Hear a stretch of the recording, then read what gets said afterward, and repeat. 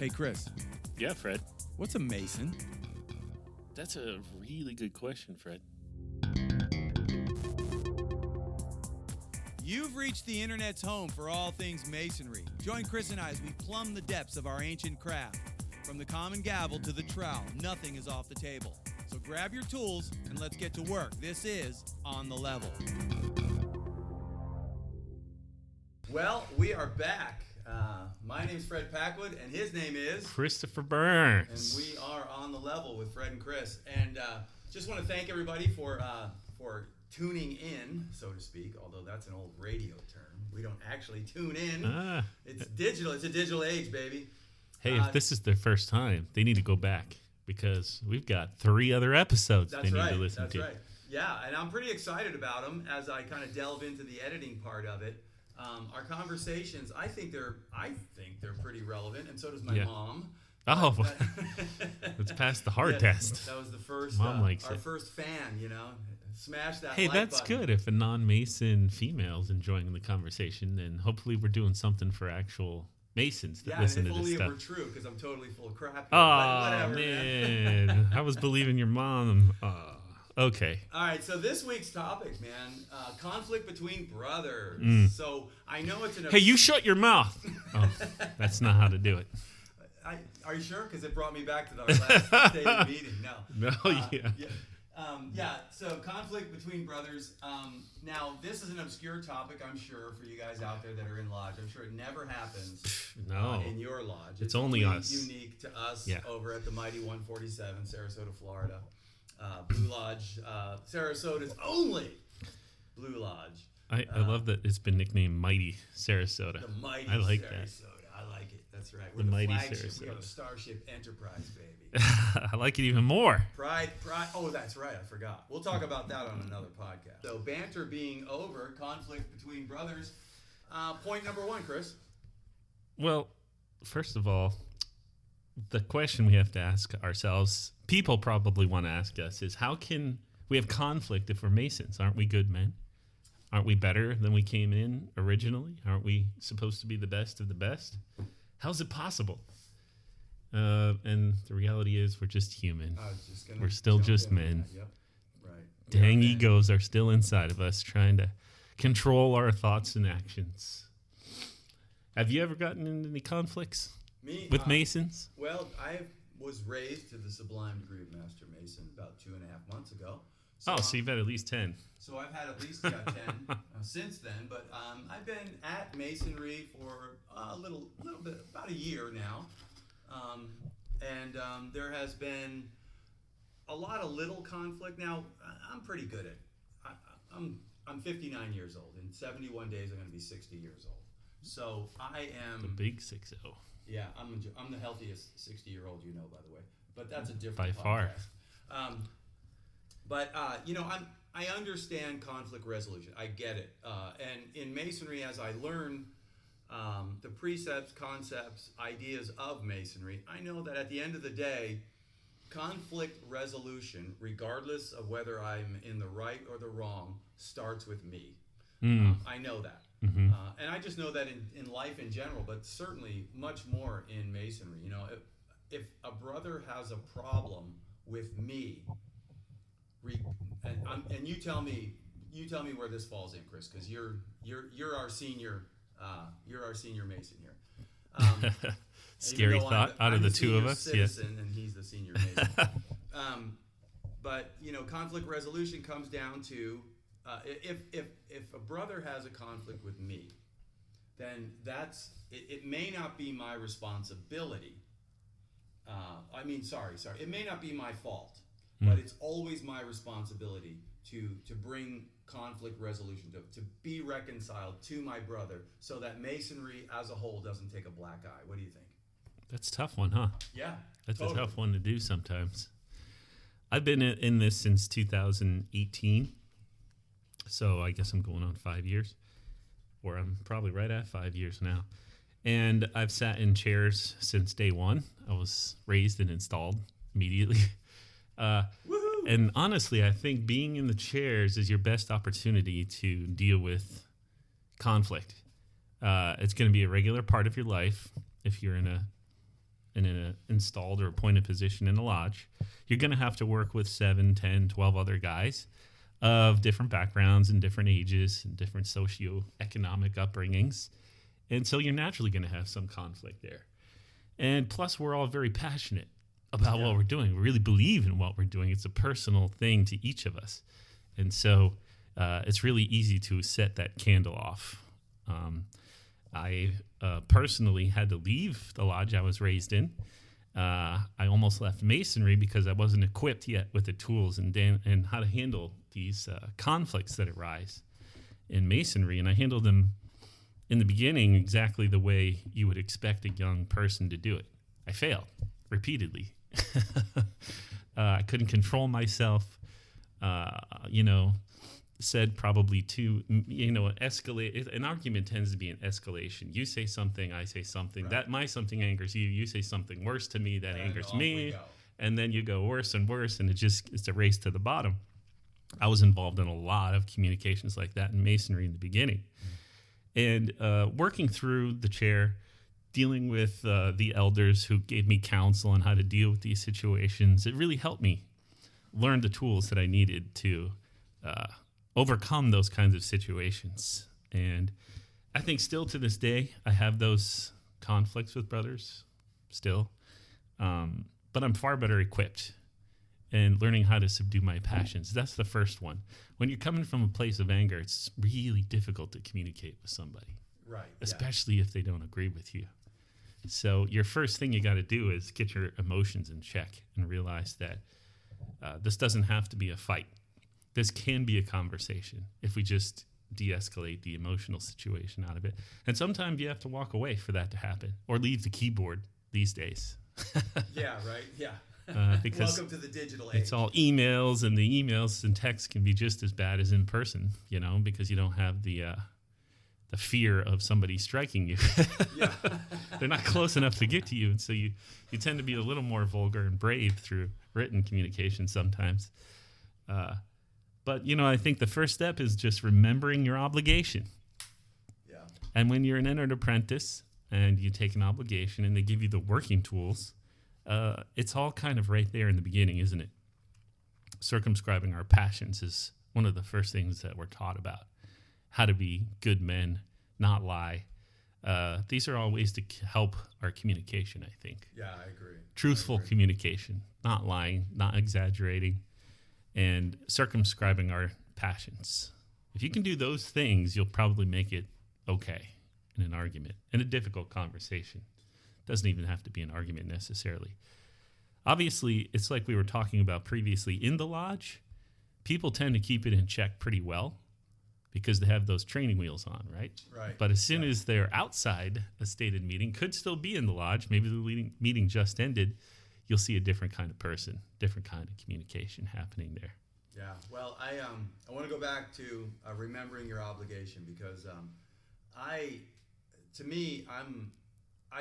worked in church, as a lot of you guys out there know that I'm my faith is based in the Christian faith, and over the last 25, 30 years I've worked in and for churches. I don't do it anymore because I'm just not that dumb, but it is an absolute hotbed as well of conflict and really? Trouble. Oh yeah, all the time. Interesting. But and don't get me wrong, I've said this before, I am an active member and an elder in my church. I will remain so. I love church. I am not against it, so don't think that, okay? Masonry is not church, and it is not a religion, nor is it a political movement on any level. But remembering the obligation, here's the thing.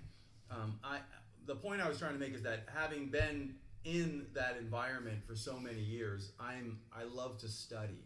Mm-hmm. And I go down these rabbit holes and I dig into stuff. And Masonry is no different. I've been studying pretty faithfully here to learn the craft. We came in, and we've said this on other podcasts, I came in with 7 other brothers at a time in our lodge where they're coming out of the Charlie Victor 19 epidemic, and the lodge was really struggling for people. So when we came in, there wasn't any mentorship program. Yeah. There wasn't even a lot of guys to perform the ceremony, and it was really hurting. And we got pushed through. So the 7 of us went from EA to Fellowcraft to Master Mason on the fast track. And a lot of us are looking back thinking, a lot of my compadres are looking back thinking, we didn't get any education. I don't even know what it means to be this. And we're working on that. Me, I dug deep. I just decided I'm going to go back. When they made me a Master Mason, I went back to EA, and I considered myself an EA, and I started studying accordingly as an EA. And remembering our obligation, here's the point that I'm trying to make. There are people in the line who don't know the EA obligation. I'm sorry, it's just true. And they just, and there's a brother out there called John Nagy. And I'm not affiliated with him. We'd love to interview him someday. He's just a brilliant man as far as Masonry goes. And he talks about how we have men in the line, in leadership positions in Masonry, who do not understand the basic principles of Masonry. It's happened because there was a real push to get numbers up, and just like what we went through, and no real focus on the education part of Masonry. And so for me, I see that need. There is such a need going forward as far as I'm concerned. That's why I got on the educational committee. I'm helping to develop different types of, making the mentorship program, the education easier to understand so guys can take stuff away, asking people to go back and know what they believe, why they believe it, and do the studying stuff. Because I think if Masonry is to advance, at least Sarasota 147 wants to advance in actual Masonry into that next new generation, we're going to all have to take a step back, and we're going to have to understand our obligation and understand what it means. What does it mean to square your actions? Well, I asked a past worshipful master, what are the, I'm not going to say who, and he's not a member of, not from our lodge, but what are the virtues? They keep talking about square your actions with the square of the virtues. Well, what are they? And nobody could tell me. Well, I looked them up. Well, there's 7 of them. And when you tell literally past masters that there are 7 virtues to square your actions by, they don't know what they are. And it's like faith, hope, love, fortitude, justice, temperance, and prudence. Right. And they look at you like, oh, you heretic. It's like, no, man, it's in there. You just got to read the stuff, So, but anyway, so knowing this rabbit hole is brought to you by Fred. But just remembering our obligation. Well, remembering kind of denotes that you actually knew it at one time. Yeah. And for me, if you don't know what the obligation means in all of its facets, in all 3 degrees, then go back and learn it. Ask somebody who knows it. Go back and learn it. Let's start a discussion group. Let's have some fun educating each other on what it means. Yeah. Okay, back to our topic. Listen to the lectures. Go to the degrees. I think there's some people out there that say that ritual is unnecessary in Freemasonry. Totally disagree. There are. I've talked to them. I can't disagree more myself either, because that's like our book. That's where all the education is. It's in the ritual. So go learn a lecture. Learn the EA lecture if you want to really learn what Fred's talking about with the 7 virtues. It's in the EA lecture. They don't just give you the names of those virtues. They explain what they mean and how to apply them to your life. Yeah. It's in the lectures. So, I think if you want to be a good Mason, if you want to be a better person, you got to get involved in ritual and Masonry. Yeah, I agree. I totally agree. You don't have to learn all the lectures and get a gold card, but the more you participate, I think the better a Mason you're going to be at the end of the day. Yeah, I agree. And like you said, that carrying that Masonry, I'm jumping ahead here, but carrying Masonry to the outside world in your own life, knowing the lectures, understanding the precepts, getting involved in the ritual, I mean, it totally lends itself to that moment you're out there on the freeway and some guy cuts you off, which is a lame, simple example, but it makes sense. Or, conflict with your wife or your children or somebody in your family. Work, your boss, a coworker. Whoever. Anybody. Man. I mean, we carry it into our lives, and that's done through the senses. That's what I come back to personally. Because I still have, we're always going to have difficult conversations with people, always. And I always try to learn a lesson every time I make a mistake. That's my personal philosophy. I like it. And so, it happens to me. Even recently, I had a difficult conversation with a brother who I overheard talking about another brother, and my sense of justice. I got to get involved. I got to say, I don't want to hear that. So I got involved in a difficult conversation, and I felt like I shouldn't have at the end of it. And what I do is I go right back to doing work and rituals. That's how I reset. It allows me to, you got to focus when you're doing ritual work. Your mind can't be wandering all over the place. So there's that sense of meditative state that you put yourself in, where you just narrow everything down to this one thing. And it helps me start relearning some of the things maybe I've forgotten. So every time I fail in difficult conversations, I always retreat back to the Blue Lodge as my rehabilitation. Yeah. And doing work, even if it's not my lodge, I'll try to get involved in some other lodge's work. Now, isn't that, it's simplistic, but isn't that the reason we do the rituals? Isn't that why Freemasonry even exists, making good men better otherwise it's just a, social club. A social club. Yeah, with exactly. With weird dramas that we, go through, which I don't think they're weird, but some people might. My wife would think they're weird. From the outside looking in, everything looks weird without context, right? No, that's right. You're right. All right. So let's. Step one. What do you do? Step one. What do you do if you're having an argument with somebody and they're just not calming down and you can't get out of the situation? What do you do? Can we seek counsel through older and wiser elders? I don't know. Is that possible? I think that's the first step. Yeah, absolutely. You want to bring in somebody that isn't invested in the argument in any way, that has probably been through this kind of situation 100 times in Masonry, and let them try to de-escalate for you, especially in the heat of the moment. If you can't get out of this situation, you got to bring somebody in to help de-escalate it. And hopefully they'll help you guys arrive at a compromise where you kind of start to understand each other's point of view. Oftentimes you're trying to accomplish the same thing, just in different ways. And so a little give and take is all it takes to get back on track and working together again. But that's not always the case, is it? Sometimes they get sucked into your conflict and she's aside.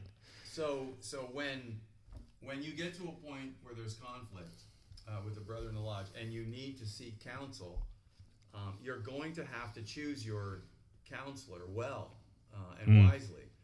I'm thinking about in our lodge, there are some men in the line there, and who I absolutely would not approach for that kind of counsel. But then there are a couple of men that I absolutely would. And I'm thinking of one right now, and I know that he could very calmly he could deal with any conflict and bring to it a resolution or take it to the next level, just based on his personality and his knowledge of Masonry and how it works. And he's a past master, and he's been in the game. Oh yeah, a little while. I know who you're talking about. And I trust him immensely. I just spoke to him the other day about an issue, and he just totally brought the heat, baby. He just it was just like he knew what he was doing. Did you feel better afterwards? I felt better because I was given a couple of things. One, I can leave it here. Yeah. So leave it here. Don't worry about it. We're already going in this direction. Don't bother. And the other thing is that I had the confidence of knowing that I can leave it here, and something good, regardless of how you define good, will come of it apart from Fred. See, that's the part I like the best. I can hand this thing off and not worry about it, and we can move on. Yeah. Yeah, sometimes there is that. You got to bide your time and wait, right? Ooh, patience. Sometimes you need to have patience. It's true. Other times, you need to get a resolution because somebody is doing something wrong. And this is how we are as Masons. We come to you and whisper in your ear, "Hey, brother, I think you're doing something wrong." Right. And that's our job. That's our duty to each other. But sometimes that irritates people. And, that can explode, and you can seek out an elder. And then you go to the higher authority and you put it in their lap because that's what they have been commissioned to do. Look, here's the situation. I've spoken to this brother. I've tried, and tried. Now I'm telling you everything. Right. And you're going to take it from there. Is that the beginning of it? Right? Yeah. Sometimes it just feels good to get things off your chest and not just stew in them forever, right? And to be able to leave it. Right? Right? I said it. Here, this now is you yours know. now. Thank Exactly. you. I need to go back to being a Mason. Yeah. You know, I was in a situation like that and knew about something that had happened and went to an elder and he said, do you really want to fight this fight? Just go to the appropriate person and tell them. And then it's going to be up to them what they do with that information. And it relieves you of the burden that you have of this information and knowledge about somebody that's done something wrong. And I did that. And there's there's something inside of us where it's like I didn't get immediate satisfaction. But then there's another side that's growth, where it's like I did the right thing. I passed this information along to someone that can actually do something about it. And it's not my fight now. Right. I played my part. I did the right thing. And now it's on that other person, which is what you're talking about. Yeah, that's right. Now, every lodge has a vigilance committee. Vigilance committee? Vigilance? Wow. Yes, I think it's a vigilance committee. The junior warden is the chair of this committee. Okay. And it's their job to hear arguments and resolve arguments in the lodge. Okay. Did you know this? I am knowing it now. Yes. No, So prior to just now, Fred did not know this. The junior warden of every lodge chairs this committee, and they typically have a couple of past masters to help them, but their sole job is to keep harmony in the lodge. So if you have an issue, your first step is to bring it to the junior warden, right? The junior warden is responsible for the craft outside of the lodge, so it makes sense that would be the guy that sees people that are having conflicts. And, I think there's times that the junior warden hears something and he can't resolve the conflict because it's something perhaps bad. Maybe a rule was broken. Maybe somebody actually violated a digest law or one of our Masonic rules or laws. Yeah, or maybe a third party is involved. Right. So there's a situation where an outsider or a third party is involved. You've got to go up the chain for that, something like that. So going up the chain means you file Masonic charges against the brother. And is that a Blue Lodge, local Blue Lodge, or is that going to state? So you file the charges with the secretary of the lodge that the brother in question belongs to. So if you had an argument, not an argument, but you knew something horrible that maybe somebody did from another lodge, you would want to present your charges to their secretary. Okay. Who then presents them to the master, who then works them up the chain. Masonic trials are fascinating to me. I've never seen one and never been in one. Sorry, I was making the sign of the cross on the mic. Never been in one yet, but I am fascinated by it. This is where you have a 3-person team that hear the charges and make a decision on the same day usually. Okay.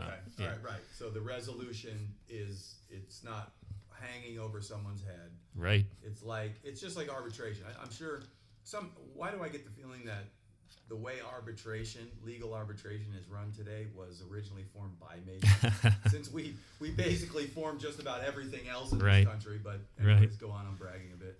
It's true. I'd love to talk about that too. Right. Yeah, so they hear from the people making the accusations. They may even call people that overheard things or have knowledge about the question at hand, and then they'll hear from the person who got the charges put against them. Did you know that in Masonry, you're actually allowed to be represented by outside legal counsel at your Masonic trial? Wow. I think that's fascinating. That is very fascinating. So you can bring an outside lawyer in who can actually, help you in your case. And then at the end of that trial, there's going to be an outcome. And typical outcomes in a Masonic trial are censure. You get a slap on the hand, which goes on your record. So if you ever are brought on trials for this particular thing again, it's not going to be a slap on the hand next time. You can be suspended indefinitely or for a specific amount of time, or you could be unmade a Mason. Those are the 3 levels of penal outcomes in a Masonic trial. And I have a feeling that the people that sit on these trials don't want to hand out harsh consequences. It has to be pretty egregious. Well, that might be the nature of the way it's set up, too. I mean, Well, when you get called into these trials, there's no good outcome for anybody. right. You know, I've ancillary been around one. You know, my good friends have been involved in trials, and they came out feeling like they were put on trial. The person who, because of course, you know, that's fair. I think that's a good thing. You know, people are really trying to examine the facts of a situation, and they want to make sure you don't have personal beef or, you know, some nonsense, because of course that happens too, right? People bring charges for silly things just because they don't like a guy. Right.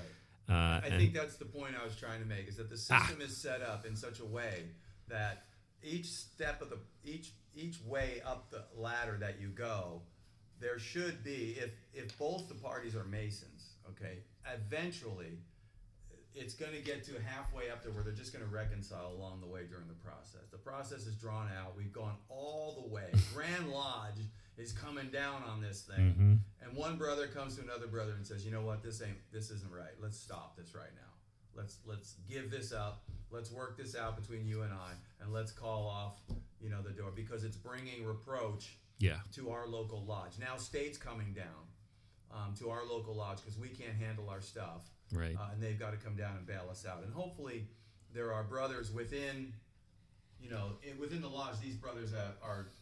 Everybody, look, we all get it. It all happens. You get your ego involved, you get hurt, you get publicly shamed, and you start lashing out.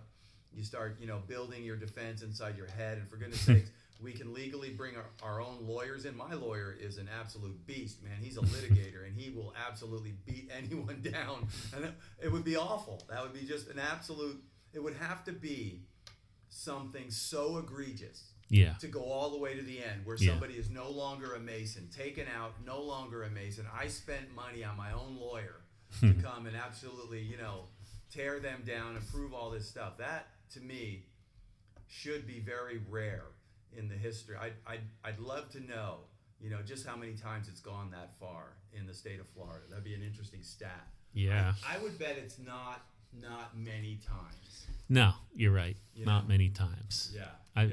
We saw it within the last 2 years at the highest levels, and it was a really ugly situation. But you know how bad it had to be for it to get there, you know, and to go through all those steps and get that really harsh outcome at the end. It must have been very, very bad. So all right, you go through all this. We talked about, you know, the remembering our obligation, seeking out elder counsel, the formal ways of taking conflict to the next level for the purpose of resolution, all the way up to state, if you had to, bringing in your own lawyer, for goodness sake. Tell me this, carrying the lessons that one might learn from, you know, conflict resolution, whether successful or not, outside of Masonry. So in your day-to-day life, as a Mason, what's some of the lessons that we can learn? That's what it should all be about, right? We join to become better men, not just in the lodge a couple times a month, but every day. And to make a better world. Yeah, and to be examples, exactly, of how to behave. It happens, you know. So I had a situation at work recently, this reminds me, and somebody made a big mistake, and there was a financial cost to one of our clients. I do digital advertising, and everybody's running around with chickens with their heads cut off. They're afraid to come in my office because they think this guy's going to bite my head off. But I go out there and I'm like, I need you to do this. I need you to do that. I need you to get on this and report back to me as soon as this is done. So we get everything done. I'm on the phone with the client the whole time, assuring them we're on top of it. And at the end of the day, you know, one of these guys comes into my office and says, "How did you keep your cool there? I'd have been so pissed off if I was you." This is the guy that did something wrong. Right. And I said, what good is that going to do? Right. This guy he's in pain, and he's relying on us to find a solution. We need to work together. I'll be mad later. Yeah. Right? Right. I'll be mad later, and we can analyze this, and we can talk about it. And that's a positive way to deal with anger, you know? And that's like what I do in the lodge. I just revert back to doing the work. I don't want to hear the argument. I don't want to see the chaos. What's the first step to resolving this? Step 1, let's do that. You do step 2, I'll do step 3. And in the process of working, you kind of lose all that anger and frustration. Well, is working through the Masonic steps, concepts, and ideas of conflict resolution part of assuaging your own anger? At some point, Anger is not going to anger is going to be an emotion that you feel inside you that no one's ever going to see. In your Right. case, I don't know, did you go home and punch the wall or something? Because it doesn't sound like you really showed No, in no. that situation any anger at all. You took Right. your anger and converted that energy Right. into a solution. Right. And I think that's a good outcome if you can do it. It's just difficult in the moment. Well, did your Masonic training help you Oh, in that situation? Absolutely. Absolutely. I think we have an answer here. And the other thing we do now, I meet with my leadership team every Monday. We go over our core values every week because Makes sense. it's something, no matter what's happening to you, you can go back to those 5 things and just think about how can I use this one to get me out of this situation. No different than us and our ritual work, right? You learn a lecture, you hear a lecture, you're part of a degree team, and that stuff's coming at you. All you got to do is listen. Right. Yeah, that's right. And I just think that the going over on a weekly basis, the why, why are we this? Why do we do this? What has happened and what was the outcome and why? Who are we? Those weekly meetings. I mean, you're a businessman. You own a company with a fair amount of employees, so you get it. You know what it means. You have to every week get everybody back online. Yeah. Because and it's like my frustration with church in general. Church, generally speaking, there's a lot of reasons to go to church, and there are a lot of reasons why it exists. But one of the reasons is once a week, I go there with all of my troubles for the last 6 days, looking for help, strength, and solutions for the next 6 days. And that's Right. that's the basics. And I think in Masonry, the fact that you bring that team together and on a weekly basis get everybody to recommit to, okay, what is it what is it you do? What is your function? Why are we doing this? Why I think that's critical.